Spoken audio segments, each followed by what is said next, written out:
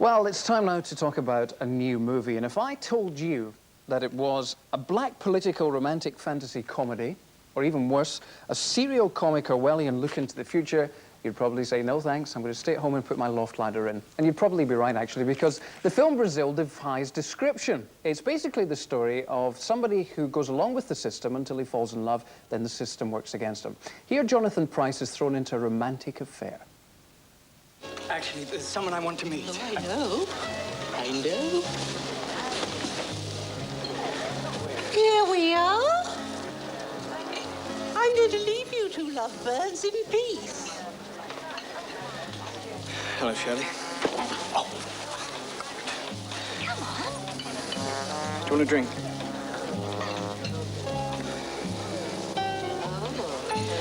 Oh. Chase those years away. Listen, Shirley. Look, your mother and my mother, they seem to have got the idea that... Look, I'm very flattered, and, well, I just don't want you to be under any false impressions. It's all right. I don't like you either. Jonathan Pryce there, seen here on the set with his co-star Kim Greist, and the gentleman wearing the duvet on the left is the director of this film, Terry Gilliam, who also worked on films like Jabberwocky, The Meaning of Life, and The Life of Brian. Time Bandits as well was, of course, your favourite there, Terry. I've said that the film defies description. I think the most concise description I've heard is that it's delightfully weird. How would you actually describe it? I think it's basically about a man who has a loft and he's trying to get up into that loft, and so he built this ladder that swings down. It's his... Oh, no, sorry, that was the bit we did before. Sorry. Now, this is a really exotic film. This is probably the best film I've made in the last year. How many films have you made in the past year? Just this one. Just this one. Yeah. You spotted that right away, didn't you? Michael Palin said it's a wonderful film, and Brazil will be the first film to have a country named after it. Yes, I think we've succeeded already with that one. We were originally going to call the film Paraguay, but disastrous country. Yeah. No, that's what's extraordinary is we actually went out of our way to make a film that was undescribable. So I go around and do these interviews, and we sit there and look at each other and wonder what we're going to do, because I don't know how to describe it. Because it's a comedy, it's a tragedy, it's romantic, it's got some of the best truck chases you've ever seen in the world. People fly in the film. We've actually... Sam, the character that Jonathan Pryce plays, is a dreamer, basically. He works in this vast ministry. And he dreams of escape all the time, and he flies like Icarus. It's just fantastic. And he has battles with huge samurai warriors. The world is split apart. So it's trying to lure people in with all sorts of sugar. It's the Mary Poppins philosophy of filmmaking, you know, the spoonful of sugar that helps the medicine go down. Yes. It also marks the British acting debut of Robert De Niro. How did you... in fact, I think when he first wanted the part, you said, no, you're not getting it, or something like that. It's a terrible lie. It was really Scotch immediately. Well, to be honest, this is absolutely right. He came around the door, he was knocking, he had some photographs of some of the work he'd done in the past. I actually hadn't heard of the man. He seems to have found a cure for halitosis there, yeah, well, this is it. Well, once we got him, it was a matter of keeping a bag over his head through most of the film, because we didn't want to be obvious in anything we did in this film. So that... we got De Niro, put a bag over his head, and we try to pretend he's not in the film. And so you've revealed probably the most important secret of the film. I'm terribly This is a bit of a shock to me, and I think I'm going to leave. Before you do, tell me a little bit about the shooting schedule, because it took 9 months, which seems to be an awful long time. Why was it so long in the making? Well, babies take 9 months. Why can't films? But babies go on forever and ever and grow That's up. what I'm hoping the film will do, exactly. No, it was, unfortunately, it's a very complicated special effects film. I mean, with all this flying and blowing up the world and generally doing things like that.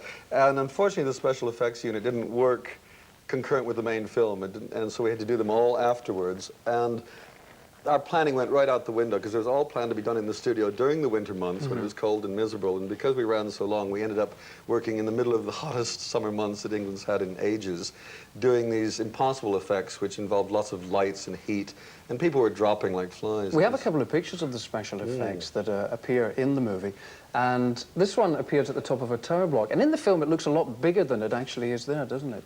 Well, that's not to give away a secret, but I will. We used a kid rather than Jonathan in the costumes to make the brick man, which bursts out of the ground, look twice as big as he really is. That's a trick we've used lots of times, where we've got a huge fight with a samurai warrior who's supposed to be about 12 foot high. And we've got a boy who we doubled Jonathan with. And what's quite extraordinary, there are shots when you actually see his face walking very close to camera, and you'd swear it's Jonathan, all 6'2" of him, but it's not. It's a teensy little person. And the samurai warrior, I mean, was that an especially difficult special effect to do? Well, it was like dressing a Christmas tree, I think you can see there. I mean, that's in fact me at the Christmas party there with the samurai Christmas tree. Again, the costume is made out of transistors and all sorts of bits of clever Japanese electronics. And it cost 10,000 pounds to make, I know, and it weighs a ton. And we had this huge man inside of a 6'7" ex-boxer, and he could literally stand up only a couple of minutes before he had to, be propped up with all sorts of RSJs and things to keep him going. I'm just thinking, actually, a lot of people will be watching at the moment saying, I know that guy from somewhere. And let's give a little clue by looking at one of the other actors who appears in the film. And that's Michael Palin, who seems to do no wrong at the moment. Why did you decide to work with Michael? Well, he lives a couple blocks away, and it saves a lot on the petrol bills, basically. I mean, a lot of directors use him for that reason. He lives close to a lot of directors. Clever him. Now, Mike is just, a dear friend after all those years in Python. He does seem to be doing more and more acting now. Yeah, I think because Python isn't doing much at the moment, and Mike more and more is trying to establish himself as a leading man. He's failing miserably, but that's just between you and me. I'd like to show you a photograph that I know you haven't seen in a long, long time. And in it, you look a little bit like a hippie, I must say. There it is there. The cast of Monty Python. That's me in the middle, isn't it? With No, the check? it's not. No, you're not getting away with that. No? The one on the left. You look as if you're a renegade from a pop group there. How long ago was that taken? I don't know. I didn't realize the Queen was part of our group either.